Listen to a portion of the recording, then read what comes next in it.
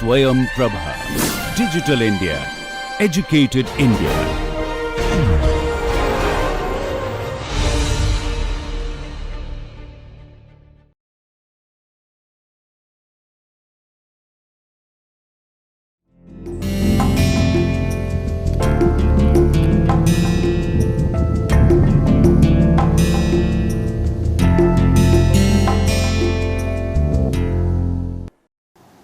Namaste.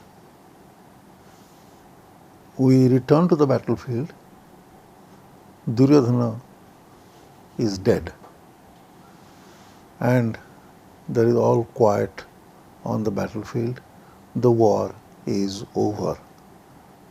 But the war is over as far as the battlefield is concerned, as far as the Kurukshetra battlefield is concerned. What had happened is the war has moved from the Kurukshetra battlefield to inside the palace of Hastinapura. As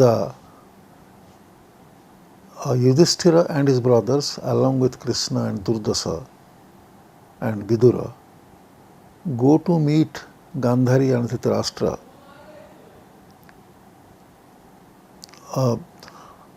Gandhari and Dhritarashtra were full of revenge. Gandhari and Dhritarashtra were full of the feelings of revenge. Yudhishthira had gone there for a possible reconciliation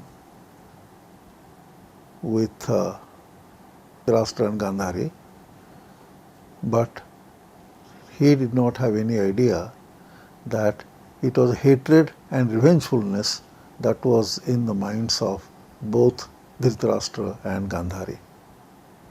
Dhritarashtra wanted to kill Bhima and Gandhari wanted to kill Yudhishthira. But as we know, Gandhari succeeded in killing her only surviving son, namely Durdasa. And Dhritarashtra killed only an iron Bhima and Dhritarashtra killed only a replica of Bhima made of iron. So, but that was also not the end. Yudhishthira, following the tradition of those days, wanted to perform Ashwamedha Yajna to atone for the sins he had committed in the battlefield by killing his brothers and others. So he wanted to atone for them. So as Ram had performed Ashwamedha Yajna, Yudhishthira also performed Ashwamedha Yajna as an act of atonement. But Ashwamedha Yajna itself, but embedded into Ashwamedha Yajna is violence. The Ashwamedha Yajna had the potentiality for violence because sometimes the kings through whose kingdoms the horse would move, would try to resist, would try to tie up the horse, and that invited fight. And in the fight, and the victorious would take the horse. But then, in the fight, many innocent soldiers died.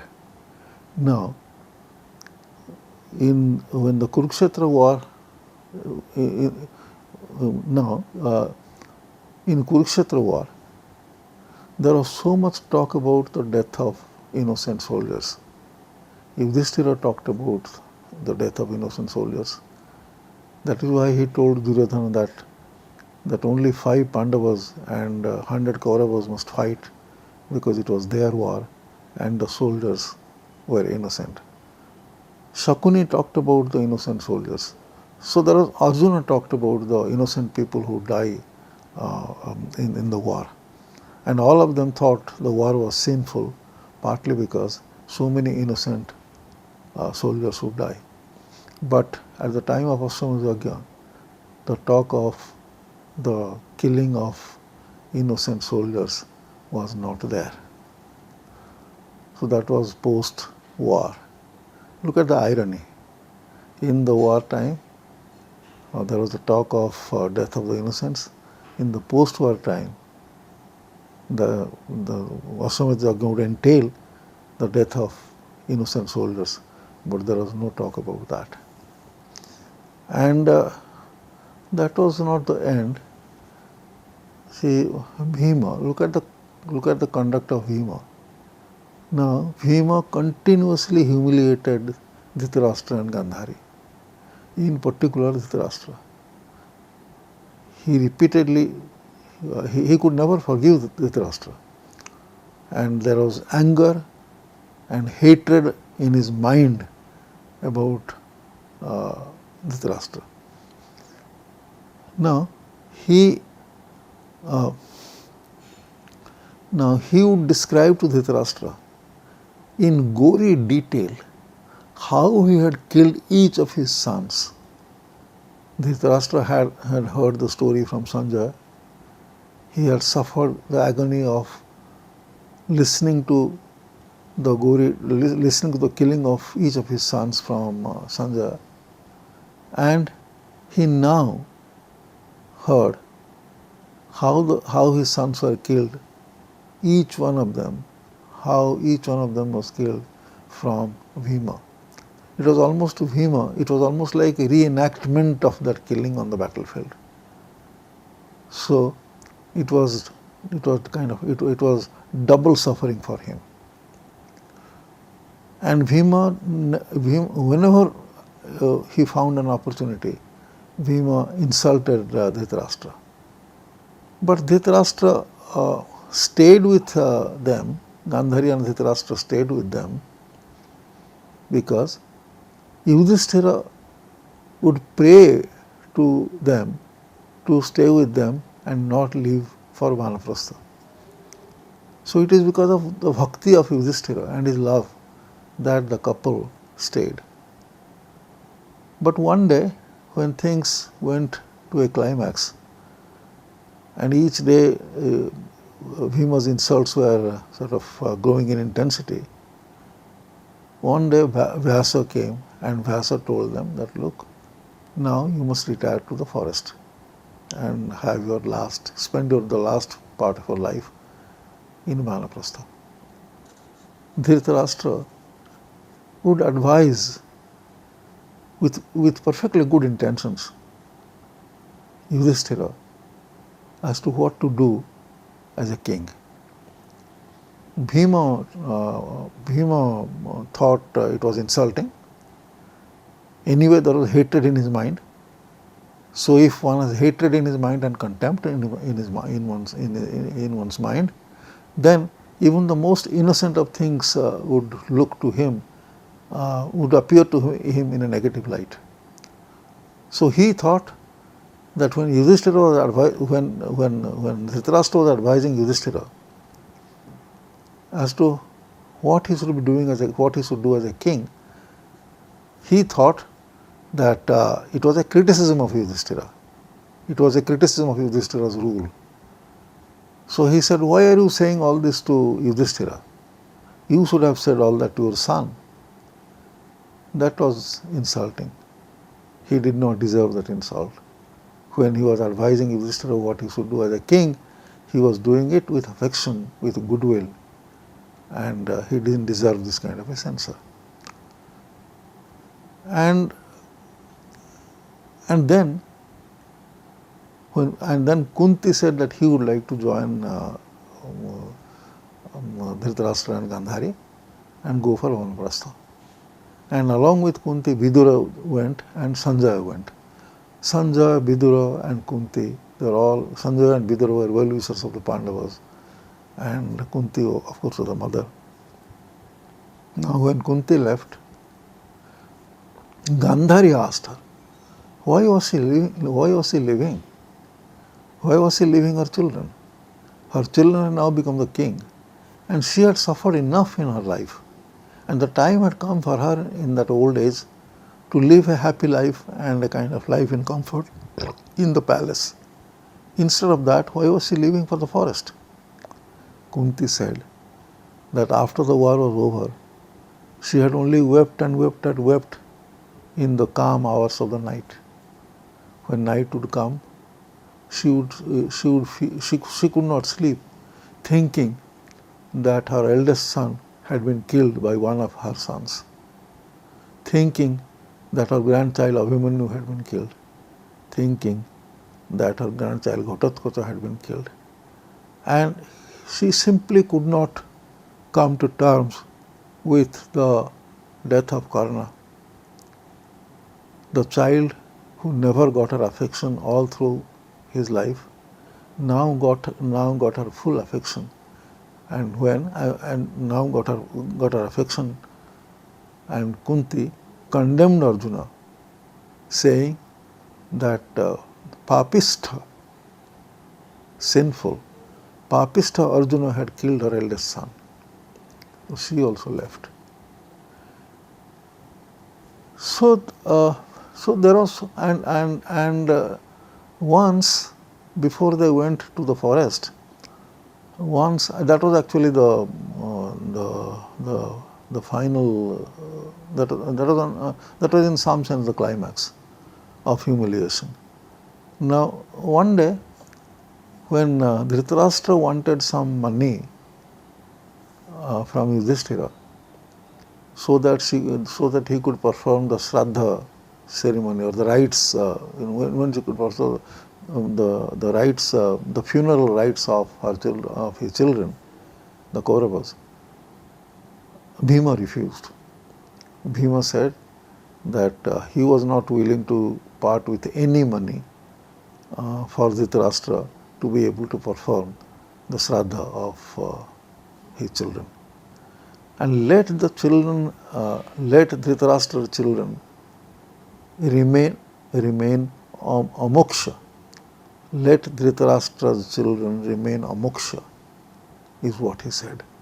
Now this is something which nobody could ever say about one's worst enemy, that even after death, let the Atma remain amoksha. This is something which was absolutely unacceptable. So there are lots of things happened which showed that there was a lot of there was unhappiness in the family. Unhappiness in the family. No one, neither Arjuna nor Yudhishthira, liked Bhima's ways. They did not like his attitude, but they could do nothing about him. So there was unhappiness in the family. There was no reconciliation, no proper reconciliation. Despite all the efforts of Yudhishthira, there was no reconciliation possible. Gandhari and Dhritarashtra suffered, and Kunti suffered. And we know about, now what to talk about the kingdom. There are widows, children without fathers. So that was the kingdom. So it was a sad, sad world. True that Yudhishthira reigned, he became the king, the son of Dharma, the man who steadfastly stuck to the path of virtue became the king. That is true. But then there was so much unhappiness, there was so much discontent, there was so much negative energy all around. So much negativity, not negative energy, but so much negativity all around. And there was a lot of suffering. Mahabharata, the world of Mahabharata, whether it is Vyasa Mahabharata or Sarala Mahabharata, the world of Mahabharata is actually a very dark world. Very, very dark world. A kind of one might even go to the extent of saying it's a very depressing world. So much negativity. But at the same time, no world can be so negative, no world can be so dark that there will be no glimmer of hope, there will be no glimmer of light at all. That is true of this world as well. Now, look at the positive thinking, a kind of thought that was a kind of thought which which sustains us just because of its articulation, that such a thought could be thought of, that itself is sustaining enough. And that came from both Shakuni and Bhishma. So let us now talk about what Bhishma said.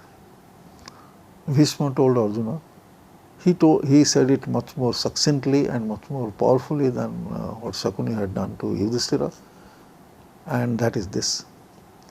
He said that don't blame the Kauravas for forcing a war on you, when Arjuna said that the Kauravas had forced a war on the Pandavas. He said, look, in a family, sometimes there is a person who is wicked, who is notorious, who is evil-minded. But then what does the family do? A good family does not discard him. A good family doesn't discard him. A good family tries to accommodate him. And so one person in a family turns out to be bad. So others try to accommodate him. They don't discard him just because he was bad. So he said that Duryodhana was bad. He was wicked.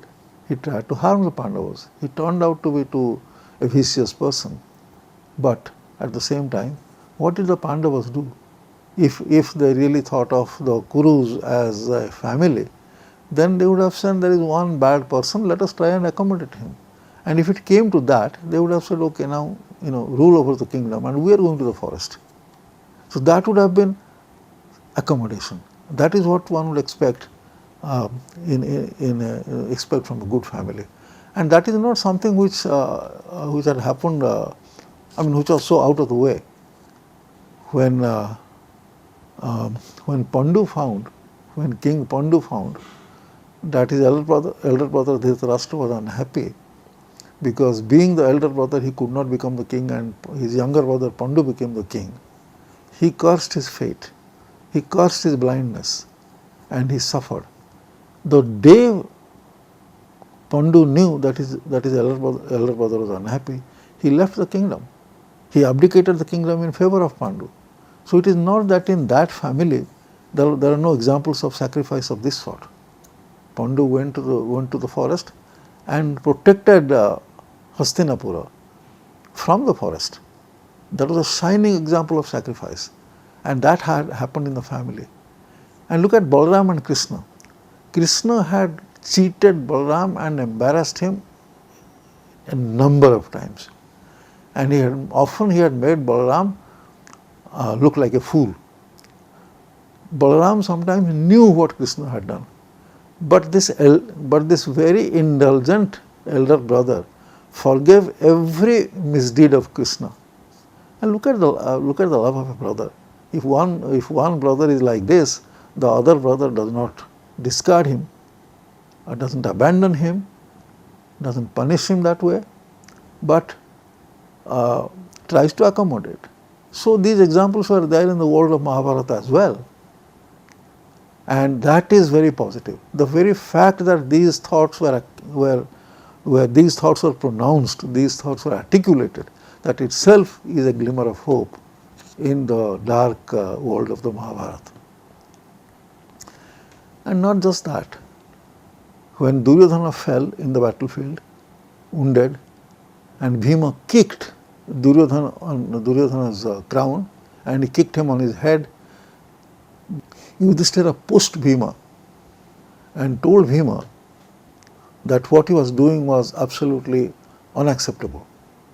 He lifted Duryodhana's head, put the head on his lap, and said that he had gone to all possible extents to make sure that this did not happen. He was inconsolable. And at one point he said that now I will leave the kingdom to Duryodhana and go to the forest and go to the forest. Bhima taunted him. Bhima said, this man who is now lame, he will be the king of Hastinapur, this lame person?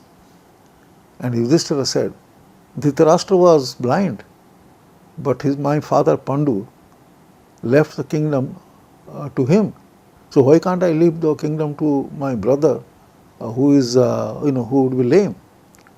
And Krishna, so when Krishna put a stop to all this, and Krishna said, Mother Kunti is waiting, so now let us go. So that dialogue or that conversation ended there.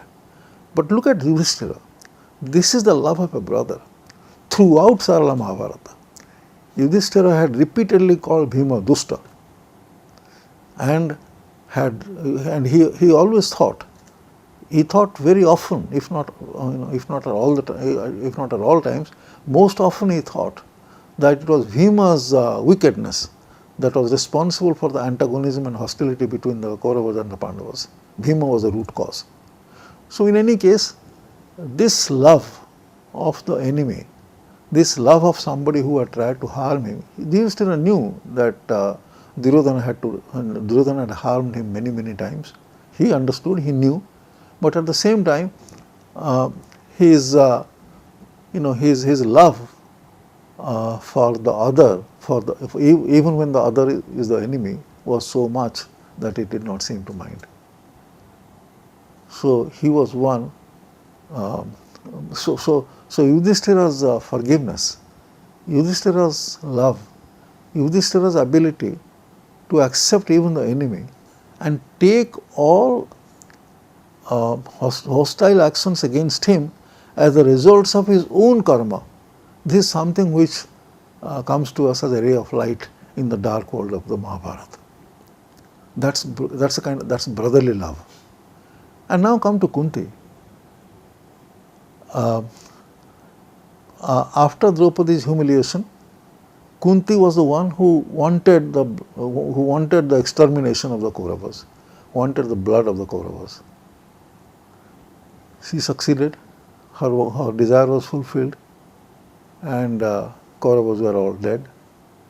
Now it was Gandhari's turn to wish for the death of the Pandavas, and Gandhari wanted to destroy Yudhishthira, and Dhritarashtra wanted to destroy Bhima, and we know that they failed. We know that they failed. So this was the kind of situation in which we find Gandhari and Kunti at the end of the war. But after a period of stay in the palace, when Kunti also left with them, we have just talked about what explanation Kunti gave to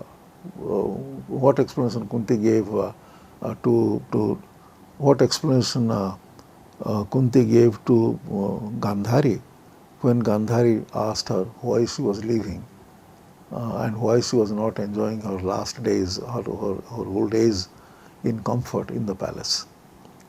We know that. But when Yudhishthira asked Kunti, why are you leaving my mother? You are the one who encouraged us to fight the Kauravas. Now the fight is over, the war is won, and why are you leaving us? Whatever you wanted has happened. Kunti gave him a different answer. Now notice the difference in answer. I am not saying that when Kunti said that she had spent sleepless nights thinking of Karna and missing her grandchildren, I am not saying that she was dishonest. She surely underwent that pain. At the same time, what she now tells Yudhishthira is also important. And look at what she now says. And look at what she says now. She tells Yudhishthira that look, Gandhari and Dhritarashtra are old. They both, Gandhari has blindfolded herself, Dhritarashtra cannot see. So in the forest, as they would walk, they would stumble against something, a piece of wood or a rock, and would fall and bleed maybe. And each time this happened, they would curse you. So I will be there and I will serve them. I will save them from such things. and each time I do that, I will save you, my sons, from their curses. Now look at the love of the mother. The mother was willing to sacrifice herself, left the palace, and would go with and suffer the difficulties of living in the forest because of the love of her sons. She wanted to save her sons from the curses of the elderly people who were both blind. That is love. So if you are looking for love in Mahabharata, I have tried to look for genuine examples of love for Mahabharata. I have found this in Yudhishthira in the form of brotherly love. I have found in Kunti this love in the form of motherly love. There is something very positive about what there is something very positive about what Shakuni told Krishna.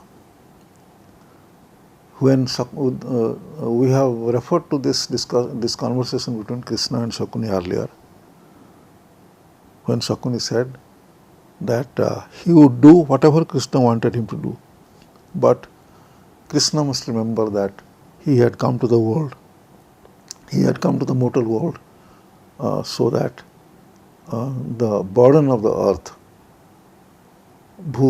the burden of the earth is reduced. Bhubhara Nivarana. He had come to the mortal world to reduce the burden of the goddess earth. And peace between the Pandavas and Kauravas would not make that happen, so the war should be the only option left.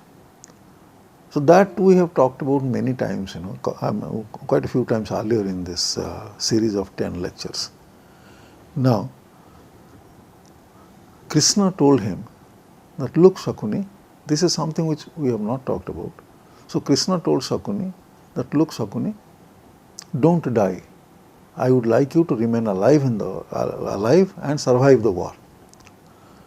And Shakuni tells Krishna, no, that must not happen, because although I have succeeded in taking revenge against my enemies, I have avenged the death of my father and brothers and relatives, but at the same time I have committed grievous sin.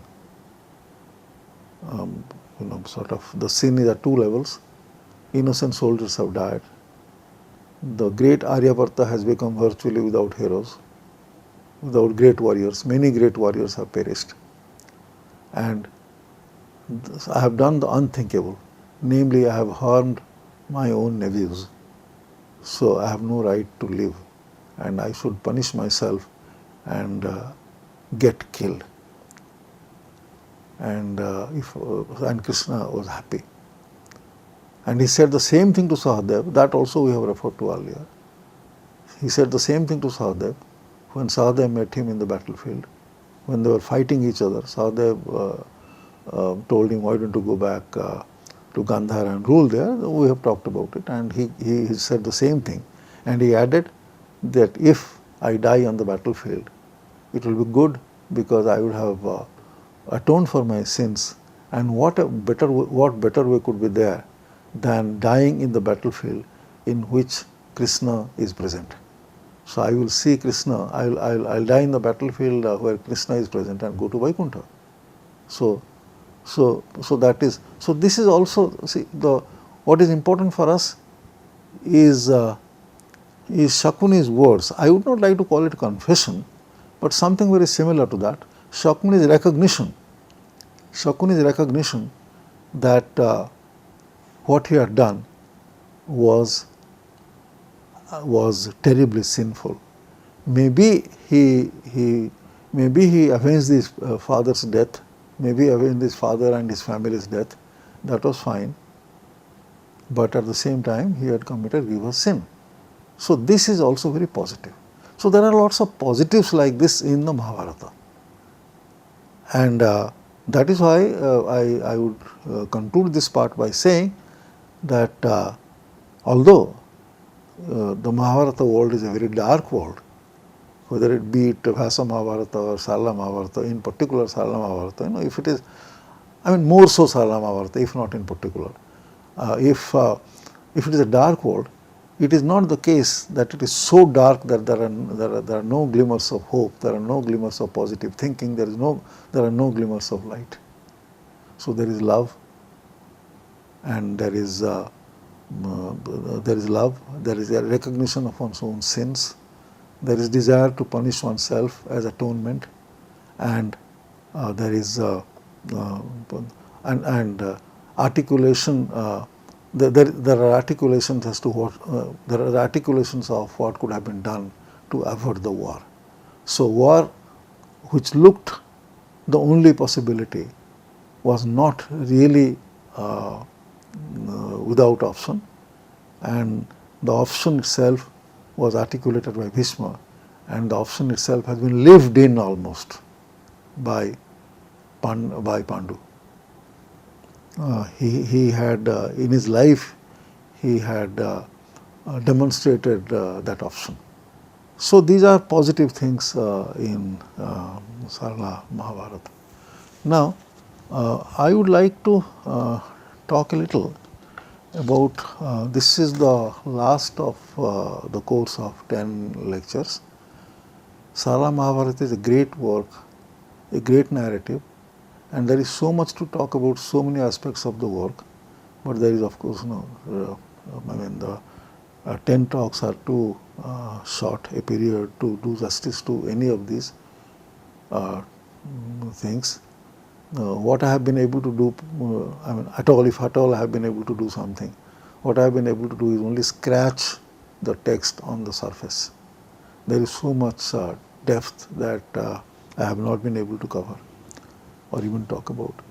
Now let me come to the last part of this talk and of the series of 10 lectures. And let me talk about the Sarla's characterization. Sarla's characterization.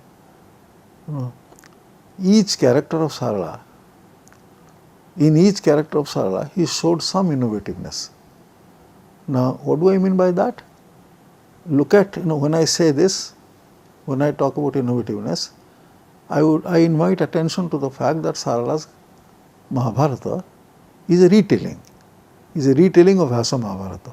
So innovativeness has to be seen in the context of Vyasa Mahabharata. What was the character in Vyasa Mahabharata like, and what was the character in Sarla Mahabharata? What was the same character in Sarla Mahabharata like? So take let's say Draupadi in Vyasa Mahabharata and take Draupadi in Sarla Mahabharata. So the innovativeness of Draupadi in Sarla Mahabharata can be seen only with reference to the Vyasa Mahabharata. In fact, if we knew if translations of English translations or in Indian language translations of all the Mahabharatas written in these regional languages are available, then we would compare the characters of a particular character in all these Mahabharatas and look at the innovativeness. So that would be one way of that would be one way of seeing whether a character has been in what way a character has been So that would be one way of seeing how a character has been innovatively portrayed. Okay. The same thing would apply to a situation. Say for example, Vikas Kumar argues that this whole idea of prison and revenge is something which is not Sarla's original, but the prison revenge theme existed in so many stories floating at that time. There are many stories prevalent or floating at that time in which this there is an imprisonment of a family, and a very unjust imprisonment, and somebody in the family would survive and would solve a riddle and would come out, and with the help of somebody who is powerful, would in some way or the other, maybe in terms of intelligence, would take revenge and destroy those who had oppressed, those who had destroyed his own family. So that is the kind of story, that's a kind of format almost which existed.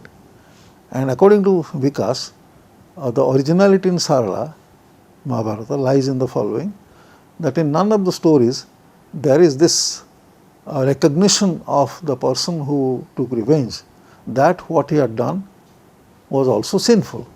So that recognition is not there. So when Shakuni decided to die in the battlefield and not go to rule in his kingdom, that was an act of virtuous suicide.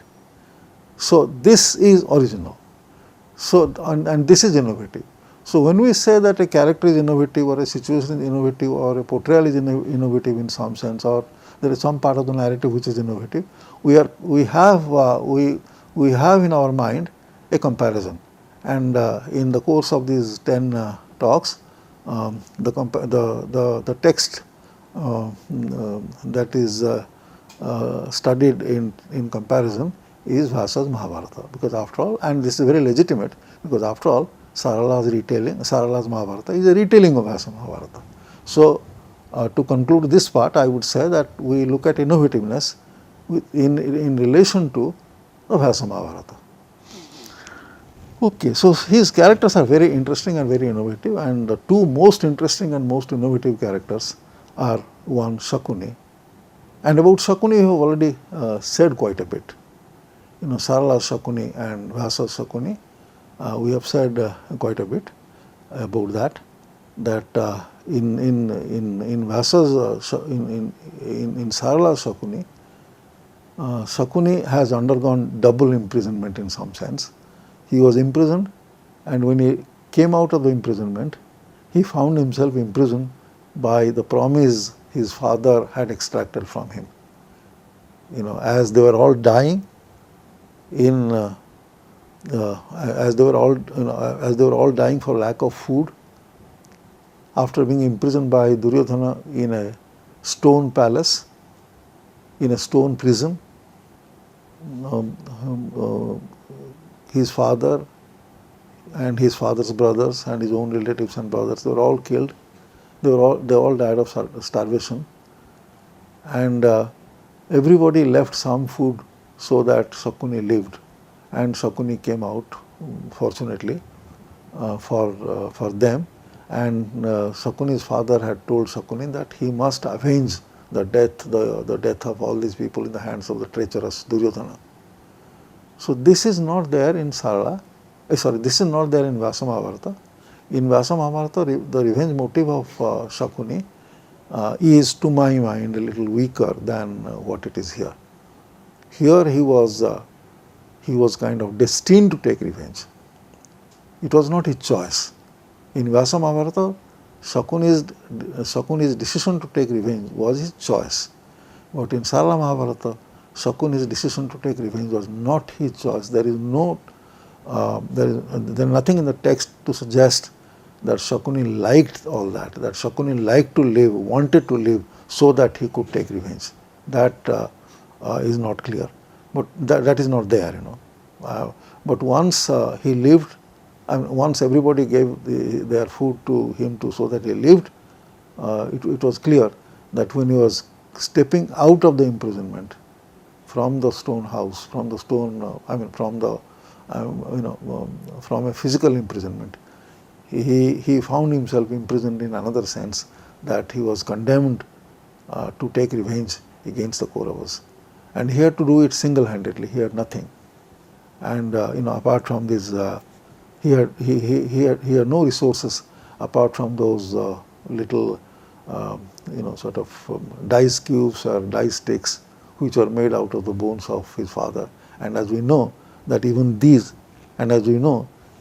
were not used in the second game of dice, which led to the Pandavas' exile for 12 years and incognito living for the 13th year. So that was all that Shakuni had. So he had a powerful, he had the powerful might of the Kauravas, which he had to destroy single-handedly. So he resorted to treachery, he resorted to manipulations. What does a weak person do when that weak person is destined to fight the might of the mightiest state mightiest kingdom in Aryavarta. What would he do? He did that. He took the help of the Pandavas to get the Kauravas exterminated. So we have talked about Shakuni so many times, and maybe one thing that I might remind you here is that when Krishna went to the Kaurava court, because of the advice of Bhishma and other elders, at one point of time Duryodhana was inclined to give 2 villages to Krishna for the Pandavas, and Shakuni had intervened. Shakuni had said that nothing should be given to Krishna because Krishna is Narayana, because Krishna is an avatar of Narayana, and Narayana could not be trusted. He told them, now look what he had done to Bali, King Bali, in Satyayug. He just wanted a little, just little land, little measure of land, but when Bali, but he measured with his 2 feet, he measured the entire cosmos. There was nothing for Bali to, there was no land for Bali to give him. So Bali had to offer him his head. So that story he recounted to show that Narayana could never be pleased. Narayana could not be pleased by bhakti. Narayana could never be pleased by dana. Narayana could never be pleased by jnana. So atrupta hai. So Narayana is atrupta. He cannot be pleased by any of these. Therefore, the best thing is not to give anything to him. So this is so this was the argument which nobody could contest. Bhishma did raise objections to this. To this, he said that is not the whole story, but there is something more to the story. But set that aside. The decision that was made was this: when Duryodhana said, "Okay, tell me which villages would you would like, or what would you like?" Then Krishna named 5 villages which simply could not be given, and Shakuni clapped. He said, "What did I tell you? Did I not tell you that he will ask for something which is so ungivable that once you give that to him, there will be no place for you to keep your feet on? Didn't I tell you this?"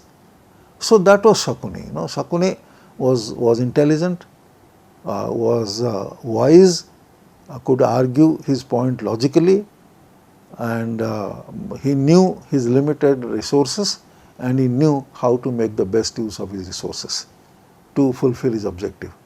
And at the same time, he was aware that Krishna was Narayana himself and his will would prevail, and he surrendered himself to Krishna, saying that whatever you want me to do, I will do. So he emerges as a kind of bhakta of Krishna. So that is Shakuni. We have talked about Shakuni many times, so I don't have to elaborate on Shakuni anymore. I will conclude by saying that Shakuni is a character which looks like, to quote a critic, which looks like somebody who has been more sinned against than sinning. More sinned against than sinning. So Shakuni seems to be a person like that. So in Sala Mahabharata, there is my understanding is in Sala Mahabharata there is a kind of hidden sympathy for him. There is a kind of hidden understanding of Shakuni and all that he did. And what really redeemed Shakuni in Sala Mahabharata is his last act, which we have called the act of virtuous suicide. So the second innovatively portrayed character in Sala Mahabharata is the character of Krishna. So if you look at Vyasa Mahabharata as Krishna and if you look at Sala Mahabharata as Krishna, there is a lot of difference.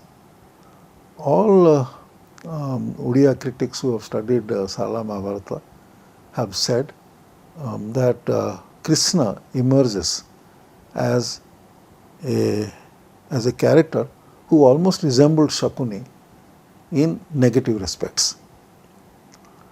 They say that Krishna was manipulative, Krishna was Krishna was unjust, he was manipulative, he could give wrong advice, and he was somebody who indulged himself in sex too much, So all kinds of negatives are said about Krishna. They said that the dignity and the grandeur and the greatness of the wisdom of Krishna in Vyasa Mahabharata is not there in Sala Mahabharata, although as in Vyasa Mahabharata, in Sala Mahabharata, there is his Aishwarya, there is the godhood.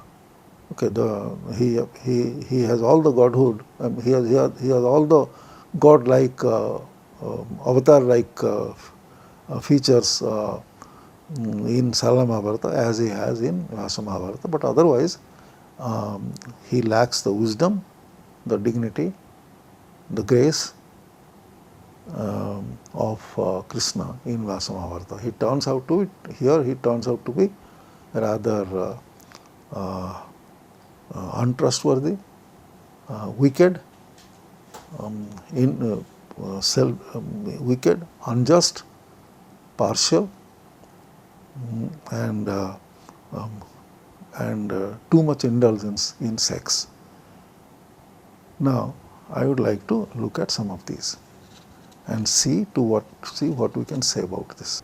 Now, when Krishna was when Krishna was dead, and Arjuna and Jara were trying to burn his body, the body would not burn. And suddenly Arjuna thought that the body was not burning because Krishna had committed so many sins in his life, including overindulgence with the gopis. So maybe because he was sinful, his body would not burn. That is one of the thoughts that occurred to him. But he immediately thought that, oh no, maybe I am wrong. Maybe this happened, the body is not burning because I am a mortal and my sinful touch of his body has defiled the body. Now why did, and then then the voice from the sky says that the body could not be burned, that fire did not have the power to consume this body, so leave the body in water. Why did this happen? Why did why did Krishna's body not being reduced to ashes, although there is a huge fire? What is the connection of this with the voice from the sky that the body that fire did not have the power to consume the body?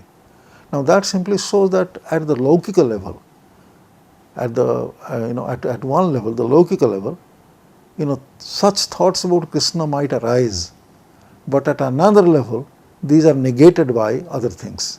At the cosmic level, these are negated, because at the cosmic level, the thing is that is the body of the avatar, and no fire has the power to consume it. So both these things are sort of there.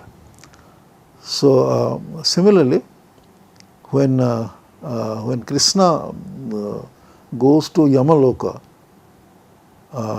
for Guru Dakshina, his Guru had wanted Dakshina from Krishna in the form of his Guru wanted the following Guru Dakshina from him. His son had died. He had died an untimely death. He was drowned, and then he wanted Krishna to bring the son alive. Now look at the Guru Dakshina that he asked for. Bring my dead son alive. So he goes to Yamaloka, and when Krishna goes to Yamaloka, so he he meets Yama, and Yama now knows that Krishna had gone there to ask him for a favor in some sense, because Krishna said that please return I have to give Guru Dakshina, please return my Guru's son to me, so that I can go to my Guru.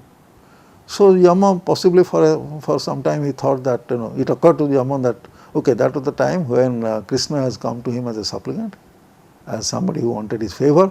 So he thought he could tell a bit of his mind to Krishna. So he told Krishna that look, he said that you see what you are doing is something which is very difficult, which is unacceptable. That you have sexual relations with so many gopis, and you are so indulgent. And if you do like this, if Mahat people do like this, what will people learn? So he criticized Krishna's relationships with the gopis. And what did Krishna tell him? Krishna virtually told him to mind his business and return the soul. So it was an order. So the discussion stopped there. So there was no conversation. When he said this, Krishna simply said, mind your business, do your work, return my Guru's son's soul to me. Now what does it mean? See, this is at one level. At another level, who knows the mystery of Krishna's relationships with the gopis? In Sarala Mahabharata, there is a hint, there is a clear hint that Krishna would be killed, that when Jara would kill him, Krishna, Jara would be avenging the death of his father, namely in Treta Yuga, in another aeon. And his father in that aeon was Bali, and Bali was killed by Rama, and Angada was always unhappy, thinking that he could not avenge his father's death. And when Rama sensed it, when Angada told him this, then Rama said, I will be reborn, and when I am reborn in a different avatar, namely Krishna, you will be reborn as Jara and you will kill me. So he had made that arrangement. So who knows what arrangements he had made with who in Rama avatar, so that they were all born as gopis and they wanted Krishna as their sort of husbands, as their lovers, and Krishna had that relationship with them. Who knows? And who was Yama to ask that question? Because Yama would not know. So you see, the narration, as I said yesterday, the narration operates at two levels. At level one, it is the Laukika level, what we see, what we understand. At another level, the cosmic level, we have some bare understanding of what cosmic level happenings are like, but we don't have full knowledge of that. So what promise Ram had given to who, so that they were born with the desire that they would get Krishna as their lover. So that Krishna himself knew. So that was at one level, and this is true that Krishna really sort of was treacherous in many ways. He played treachery almost. He played almost treachery on Yudhishthira, and Yudhishthira had told him to go to the Kaurava court to work for peace, to avoid war. Now, but he made sure, he made it very certain that he would go and make sure that the war would take place. So that was a kind of treachery that he had played on Yudhishthira. Nobody knew. Okay, and he had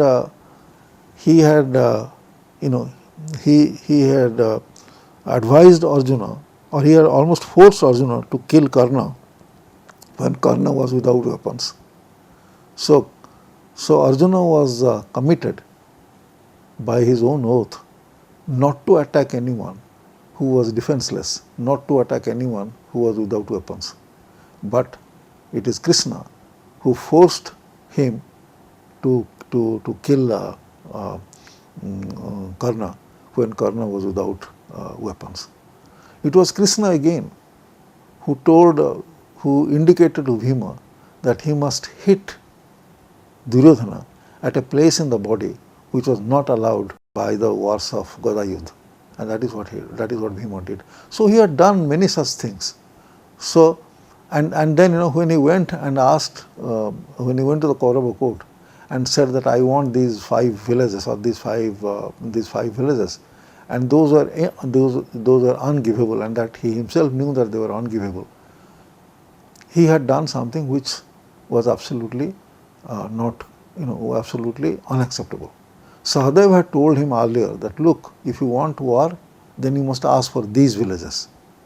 If you want war, you must ask for these villages. They will not be given, therefore the war will take place. But remember, if you ask for these villages, it will simply mean that you are being dishonest. You are asking for what cannot be given, so you are doing an act of dishonesty. Now, you will be condemned for that. Somebody who has gone as a Duta, somebody who is trusted by everybody. Now, if a Mahat person says things which are unacceptable, then that would bring condemnation to him. So I warn you. So he almost sort of warned him, saying that you can ask for the ungivable, but for you to utter such a thing would bring you only disgrace. When the Kauravas insulted him in the Kaurava court, Krishna wanted them to know who he was. So he showed his previous avatars to the Kauravas. The Kauravas could not make much sense of the avatars, but the rishis thought that the Kauravas must have done some great punya in the past, that they were fortunate to witness the avatars of Krishna.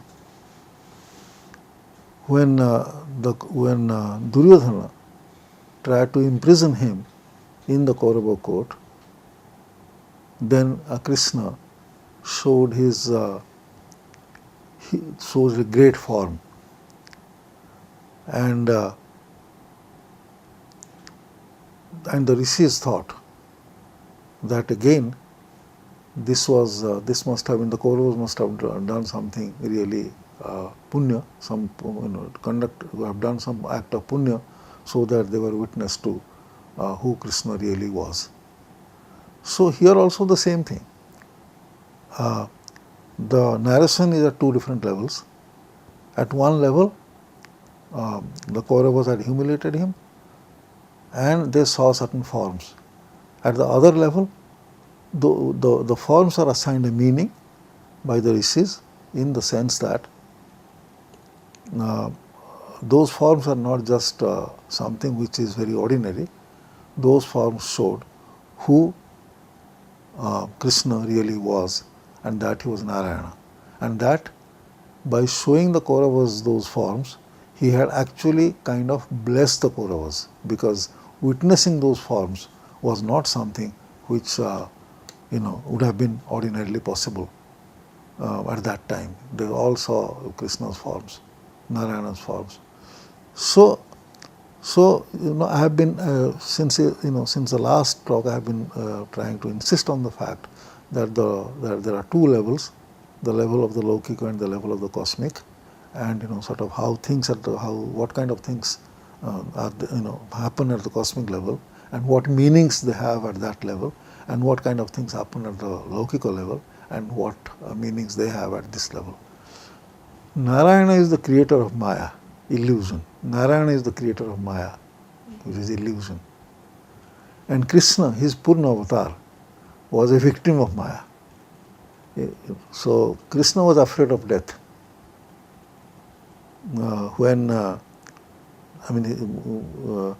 Vishnu, his source, asked him to complete his, asked him to return to him, Krishna wept. He wept because he had a huge family, he had created a huge family, and he was to leave them all. He was afraid of death. It looked, he had sent Bhima, he had told Bhima that Bhima must pray to Draupadi, who was actually a goddess, pray to Draupadi that that the Pandavas and Krishna must not become victims of death. And Draupadi had said that I will leave Yudhishthira, but no one else. I will destroy you all and Krishna and his Vansha. So he was afraid of death. He looked very uncomfortable with death, if not exactly afraid of death. He couldn't accept death. And yet, when he died, he died with complete with complete acceptance and quietness. When he died with great equanimity. So that was Krishna. And Krishna, everybody, Krishna is in Sarala Mahabharata, has been repeatedly mentioned as Purna Avatar. the complete manifestation of Lord of Bhagavan Narayana. He is Purna Avatar. By Purna Avatar, I don't have the time to go into what Purna Avatar really meant in Sarala's Mahabharata context, in the context of Sarala Mahabharata. All I would like to say is that as Purna Avatar, he had he could ride. I mean, he could ride on the back of Garuda, and as Purna Avatar, he had Sudarsana. So everybody, so in Sarala Mahabharata he is referred to as Purna Avatar, and he is also referred to as somebody. He is also referred to as somebody who could give moksha. Krishna is the only character in Sarala Mahabharata who could give moksha. No one else. So he is the moksha giver, and he is the Purna Avatar. And at the same time, he could commit things. He could commit things which the vilest of persons could not commit. In terms of all that we have mentioned I mean, rather hastily and casually. I mean, rather hastily. All the things that we have mentioned. He played treachery. He could be sexually highly indulgent. All those things that we just mentioned. So he was all this. He could lie. He lied to his brother. He would lie to Balaram. He promised Balaram that he would never fight in Mahabharata war, but he used Sudarsana Chakra to destroy Bhishma's weapon which was going to kill Arjuna. So he did all that. Everything that is negative you can think of, Krishna did. At the same time, everybody knew Krishna. There was nobody in Sarala Mahabharata who was not Krishna's bhakta. Duryodhana was Krishna's bhakta. But just as the bhakti of Yudhishthira, the bhakti of Duryodhana are not the same kind of bhakti. Okay. So there are as many bhaktas. Karna was a bhakta. So there was nobody in the universe of Sarala. There is nobody in Sarala universe who was not a bhakta of Krishna. Only that bhakti had several colors. So there are many kinds of bhakti, not just Navada bhakti. There are many kinds of bhakti, and everyone there was a devotee of bhakti. There was no exception to it. Now, and everybody knew he was Narayana. Okay. So he was the giver of moksha. He was the Purna Avatar of Narayana. Everybody knew that he was Narayana, and at the same time he did things which are absolutely despicable things, which are absolutely despicable.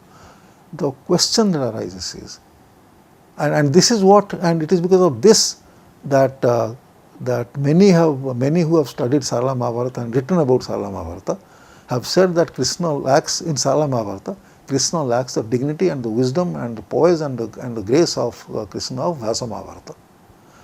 But there is another way of looking at it. There is another way of looking at it, and that is this. See, it is repeated, when it is repeatedly said that he is the giver of moksha, he is the Purna Avatar, everybody is his bhakta in the universe of Sarala Mahabharata, everyone is his bhakta. Jarasandha at the time of dying, Jarasandha was a bhakta of him, and Jarasandha at the time of dying would say, Krishna, why didn't you kill me? I am a bhakta of yours. Why didn't you kill me with your own hands, with your chakra? I would have got. And everyone said, I would have got Vaikuntha.